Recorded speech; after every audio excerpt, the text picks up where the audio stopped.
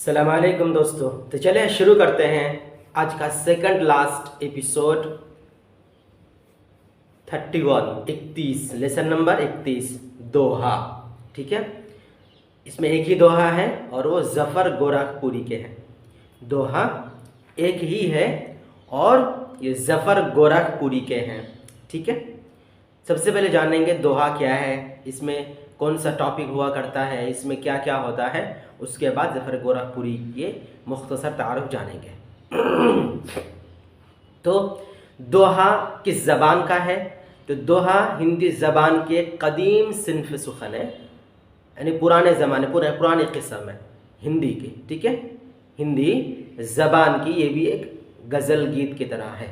दोहा हिंदी ज़बान की कदीम सिन्फ़ सुखन है और कदीम फ़ारसी रुबाई की तरह दोहे के मौज़ूआत भी आम तौर से पंद नसाह मज़हब और अखलाक से जुड़े नुक्ते हैं।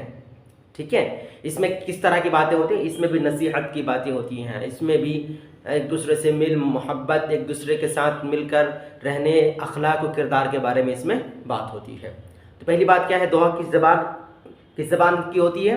हिंदी। ठीक है, ये कब की है? पुराने ज़माने की, कदीम सिन्फ़ है। उसी तरह इसमें इसके मौजू आम तरह के होते हैं, इसमें पंद व नसाह और मज़हब व अखलाक से जुड़े नुक्ते शामिल होते हैं। इसके मौजू नसीहत और मज़हब व अखलाक। मौजू क्या है? मज़हब, नसीहत व अखलाक। नसीहत, मज़हब व अखलाक इनके मौजू हैं, इनका टॉपिक इसके अंदर होना चाहिए। दोहे में दो मिसरे होते हैं। अगर आपसे पूछा जाए कि दोहे में कितने मिसरे होते हैं, तो दो होते हैं, है ना। शेर है, दोहे में दो मिसरे होते हैं। अच्छा, उसके बाद मिसरे में से कहते हैं, उसके बाद चरण है। हर मिसरे में दो चरण होते हैं, हर मिसरे में दो चरण होते हैं, है ना, दो चरण। अच्छा, दो चरण, दोनों का नाम क्या है? एक का नाम है समचरण और दूसरा का नाम है विषम चरण। ठीक है, तो समचरण है वक्फा से पहले का हिस्सा, समचरण कहलाता है। वक्फे से पहला मिसरा हिस्सा समचरण कहलाता है और वक्फे के बाद का हिस्सा विषम चरण कहलाता है। ठीक है, सम वक्फा से पहले और कौमा से पहले समचरण और कौमा के बाद वाला जो चरण होता है उसको विषम चरण कहते हैं। उसके बाद कहते हैं मात्राएं इसमें कितनी होती हैं।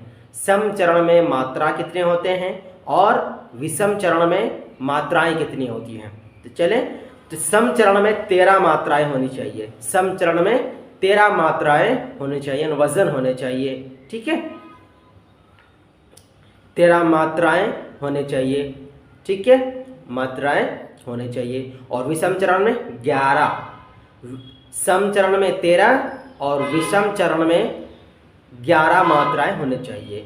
ठीक है, दोहे में रदीफ नहीं होती, दोहे में रदीफ नहीं होती। अगर आपसे पूछा जाए क्या दोहे में रदीफ होती है? नहीं होती है। तो क्या ये आयब है? नहीं, बल्कि हुस्न इजाफी है, हुस्न इजाफी है। तो इसमें समय चरण और चरण वगैरह का हम थोड़ा समझ लेते हैं।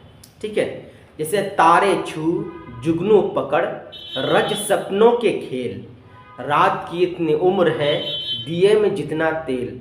तो तारे छू जुगनू पकड़ रज सपनों के खेल, ये एक मिसरा हुआ।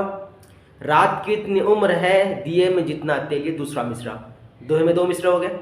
तो पहला मिसरा क्या है? हर मिसरे इसमें तारे छू जुगनू पकड़, ये एक चरण हो गया। ठीक है, एक चरण, और ये चरण क्या है? समय चरण, समय चरण है। तारे छू जुगनू पकड़ ये सम चरण और रज सपनों के खेल ये विषम चरण। ठीक है, वक्फा में। उसी तरह रात की इतनी उम्र है, ये एक समचरण और दिए में जितना तेल, इसमें विषम चरण। ठीक है, यानी समचरण में 13 मात्राएं होनी चाहिए और विषम चरण में 11 मात्राएं होने चाहिए। दोहे में रदीफ नहीं होती, है ना। अच्छा, उसके बाद आते हैं ज़फ़र गोरखपुरी के बारे में थोड़ी सी जानकारी लेते हैं। ज़फ़र गोरखपुरी ये शायर और फिल्मी नगमा निगार भी हैं, शायर, फिल्मी नगमा निगार भी हैं।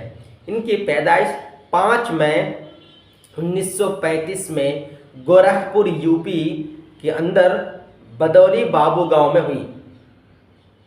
बिदौली बाबू गांव में। पैदाइश 5 मई 1935 में गोरखपुर यूपी के अंदर बिदौली बाबू गांव में हुई। इनकी शायरी या दोहे की खसूसियात, इनकी शायरी की सबसे बड़ी खसूसियात क्लासिकल शायरी, पूछा जाता है क्लासिकल शायरी और जदीद शायरी के साथ किए गए उनके तजुर्बे का खूबसूरत मैलान है ना। उनकी शायरी में बिल्कुल नया उसलूब और फ़िक्र और एहसासात की नई ताजगी देखने को मिलती है, इसको जहन में रखना है। लेकिन यहाँ जो पॉइंट है वो यह है कि क्लासिकल शायरी की वजह से इनकी शायरी को खसूसियत हासिल है। क्लासिकल शायरी है ना, क्लासिकल शायरी ये ऑब्जेक्टिव में आ सकता है। इनके कई शेरी मजमूए भी ये तो शाये हुए, जैसे तीशा, वादी संग, गोखरों के फूल, चिराग चश्मतर, आर पार का मंजर, है ना, आर पार का मंजर। उसके बाद ज़मीन के करीब, हल्की ठंडी हवा, ये उनके मजमुए हैं। ठीक है। उसके बाद इन्होंने बच्चों के लिए भी 2 किताबें लिखी, 2 मजमुए लिखे बच्चों के लिए भी। तो बच्चों के लिए कौन से मजमुए हैं? नाचरी गुड़िया, एक है नाचरी गुड़िया और दूसरा सच्चाइयाँ, दूसरा सच्चाइयाँ। इसके कुल कितने मजमुए शाये हुए? तो 7 शाये हुए। इनके कुल मजमुए कितने शाये हुए? 7। समझ में आ गई। बच्चे के लिए 2 मजमुए, नाचरी गुड़िया, सच्चाई पूछा जाता है, और 7 मजमुए इनके शाये हुए। उसके बाद हिंदुस्तान के बाहर भी इन्होंने दौरा किया। कहाँ दौरा किया? और अब हिंदुस्तान के शायरों की भी इन्होंने नुमाइंदगी की है। पूछा जाता है कि USA, मुत्तहदा रियासत अमेरिका, ठीक है, मुत्तहदा रियासत America, united state of America, Saudi Arabia, मुत्तहदा अरब इमारात, UAE, ठीक है, दौरे किया और आलमी मुशायरे में हिंदुस्तान की नुमाइंदगी की। इतना क्लियर हो गया। इसका शेर तो मैंने पढ़ दिया था। तारे छू जुगनू पकड़ रच सपनों के खेल, रात कितनी उम्र है, दिए में जितना तेल। ठीक है, समझ में आ गया।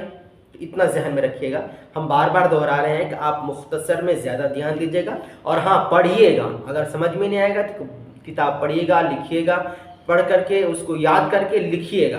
किताब में लिखना है, कॉपी में लिखना है, उसके बाद आपको याद करने में आप भूलेंगे नहीं। ठीक है। हाँ, उसके बाद है मुख्तसर तरीन सवालात में हमारा पहला सवाल है कि ज़फ़र गोरखपुरी की पैदाइश कब हुई? ज़फ़र गोरखपुरी की पैदाइश कब हुई? तो 5 मई 1935, 5 मई 1935। कहाँ हुई? गोरखपुर, उत्तर प्रदेश। किस रियासत में? ज़फ़र गोरखपुरी की पैदाइश किस रियासत में, किस स्टेट, राज्य में? तो उत्तर प्रदेश, यूपी में। क्लियर है। 3 नंबर पे है ज़फ़र गोरखपुरी की शायरी की सबसे बड़ी खुसूसियत क्या है? तो मैंने बताया था उनकी सबसे बड़ी खुसूसियत क्लासिकल है ना। उनकी सबसे बड़ी खुसूसियत क्लासिकल है। ठीक है, क्लासिकल शायरी। और ये भी कह सकते हैं कि उनकी शायरी की सबसे बड़ी खुसूसियत क्लासिकल और जदीद शायरी के साथ उनके तजुर्बे के खूबसूरत मैलान है। इतना सिंपल सा है। उसके बाद 4 नंबर, बच्चों के लिए ज़फ़र गोरखपुर ने कौन कौन सी किताबें लिखी? 2 मजमूए शाये हुए, एक नाचरी गुड़िया, दूसरा सच्चाइयाँ। ठीक है। 5 नंबर, ज़फ़र गोरखपुरी ने किन किन मुल्कों का दौरा किया? तो कौन कौन से मुल्क हैं? अमेरिका, सऊदी अरब, मुत्तहदा अरब इमारात, मुत्तहदा अमेरिका, सऊदी अरब, मुत्तहदा अरब इमारात। इतना क्लियर हो गया। उसके बाद मुख्तसर सवालात में 1 नंबर है ज़फ़र गोरखपुरी का कौन सा दोहा आपको सबसे अच्छा लगा और क्यों?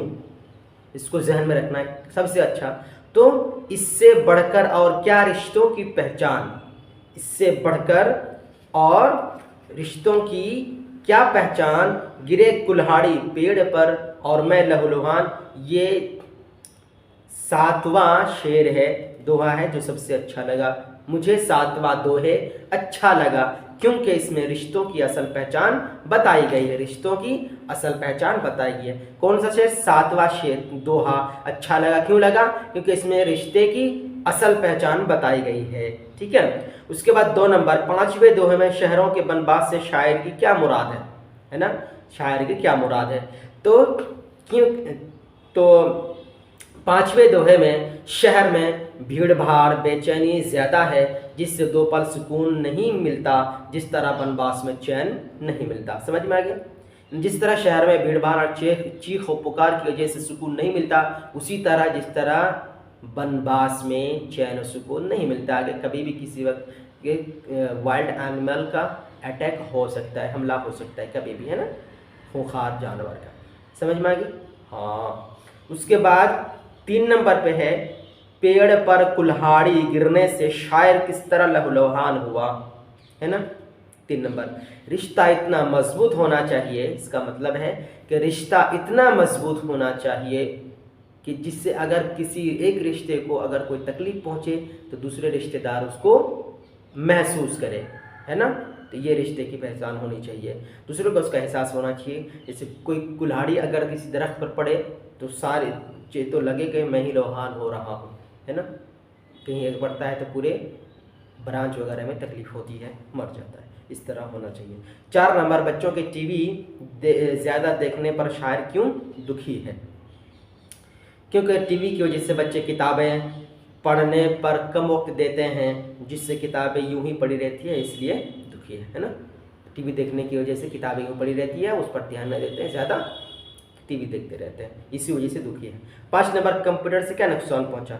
कंप्यूटर ने आदमी की सोचने और समझने और फिक्र करने की सलाह छीन ली है और जहन का इस्तेमाल कम हो रहा है। समझ में आ गया? कंप्यूटर ने आदमी की सोचने और गौर फिक्र करने की सलाहियत छीन ली है और जहन का इस्तेमाल कम होता जा रहा है। समझ में आ गया?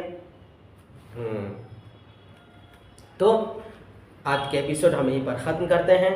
इंशाअल्लाह कल हमारा आखिरी एपिसोड होगा, उसके बाद कुछ क्वेश्चन आंसर का हम हल सॉल्व करने के बाद आपको आपके सामने पेश करेंगे, इसलिए कि कुछ क्वेश्चन आंसर जो पर्चे से है उसको हल करना ज़रूरी है। उसके बाद आपको कुछ बातें और बताएंगे। सलाम अलैकुम।